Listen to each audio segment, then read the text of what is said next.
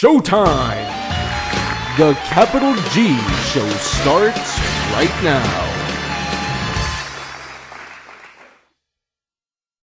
What's up YouTube, Capital G here. So the long awaited Burning Abyss tuner, there were some rumors going around.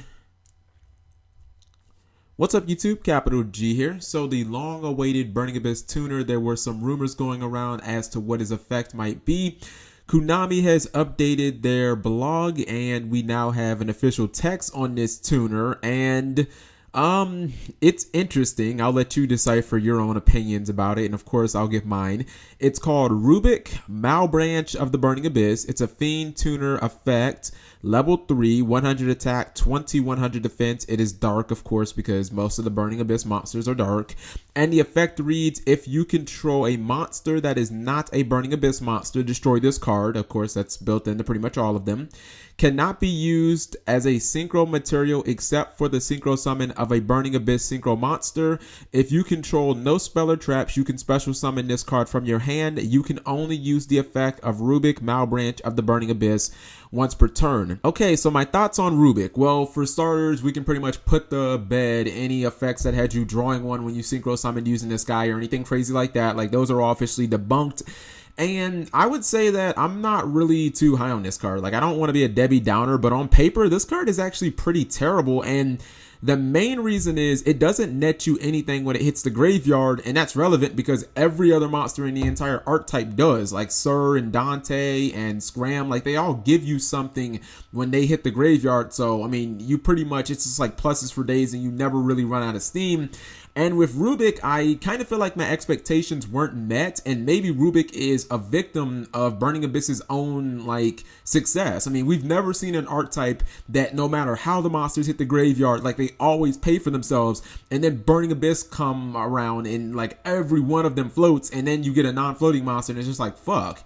You just don't float, so you're instantly not as good as the other cards. And I look at the stats, like, I'm one of the people who I like to look at stats of the card just to think, when I have an open field, how much damage can I do? If I have to put you on the field by yourself, you know, how long can I expect you to live against, you know, an opponent who's top decking? And the stats are really underwhelming, and I'm talking about they're significantly worse than Scram. Like, at least Scram, he had, you know, 2,000, but in a dire situation, 800 attack, you can punch in for a couple of turns, maybe get 1,600 damage. You probably are never going to have this guy in attack mode. It just, realistically, unless you had to normal summon it, it would almost make no sense to put it in attack mode unless you're doing like creature swap shenanigans or something like that. Now, I will say that it's also unfortunate that you have to go into a Burning Abyss Synchro. Now, don't get me wrong, Virgil is an amazing card. When it hits the graveyard, you get the draw and it can just spin shit, and the stats on it are really, really good. But it just would have been nice to potentially go into Goyo Guardian and, you know, once every blue moon or whatever when the situation calls for it. Obviously, down the road, Konami could release more synchros for Burning Abyss, which would make this card even more relevant. But just for now, it would have been nice to potentially go into like Goyo Guardian. Obviously, there is a workaround where you could summon this guy from Tour Guide and its effects would be negated, but then it's like you can't use it in a synchro anyway. So it's like, what the fuck are we really doing here?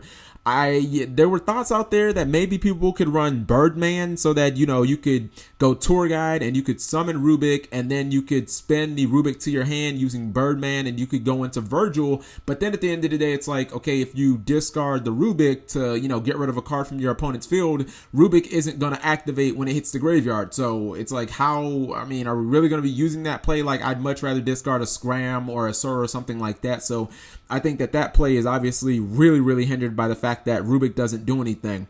So overall, I would have to say right now, until Burning Abyss get more synchros that are like really, really good as Virgil, this is probably just a one of. I mean, mainly just because Virgil is going to add depth to Burning Abyss. It gives the deck more firepower, more offense, and it just makes the deck way more consistent, especially with Sir. I mean, the fact that when Virgil dies, you can just have Sir just reborn it for free, and then when Virgil dies, you can just draw another card. It's just insane.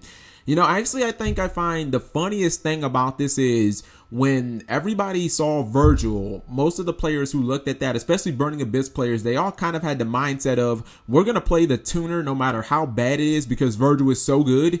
And it's almost like Konami sat back and said, okay, we'll give you the crappiest thing that we can think of, and here's basically where we are. So let me know what you guys think. Again, I'm still saying that you run this card. You definitely want to run one of it just because Virgil is so freaking good and it makes Sir like infinitely better.